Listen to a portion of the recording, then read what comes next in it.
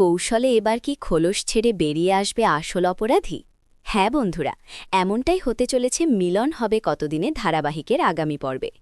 ধারাবাহিকের শুরুতেই আমরা দেখতে পাই এলা রঘুর বোনের থেকে সত্যটা জেনে নেয় যে রঘু এখন বটতলার রঙের কারখানায় লুকিয়ে আছে।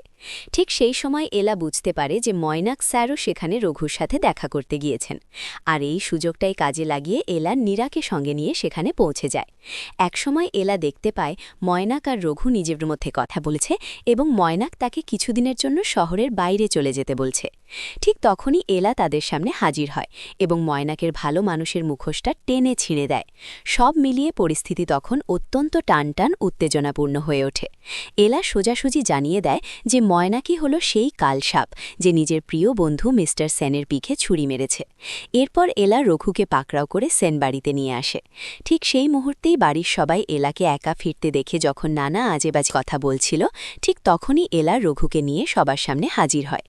এলা সবার সামনে প্রমাণ করে দেয় যে ময়নাকি বিয়ের রাতে তাকে কিডন্যাপ করিয়েছিল এবং মিস্টার সেনের ওপর প্রাণঘাতী হামলা চালিয়েছিল। তাহলে কি এবার ময়নাকের এই জঘন্য অপরাধের শাস্তি হতে চলেছে? মিস্টার সেন কি নিজের প্রিয় বন্ধুর এই বিশ্বাসঘাতকতা মেনে নিতে পারবে, নাকি ময়নাক আবার নতুন কোনো মিথ্যের পাহাড় তৈরি করে নিজেকে বাঁচিয়ে নেবে? কমেন্ট করে জানাও তোমাদের মতামত। পরবর্তী আপডেট সবার আগে পেতে আমাদের চ্যানেলটি সাবস্ক্রাইব করে সঙ্গেই থাকো। ধন্যবাদ।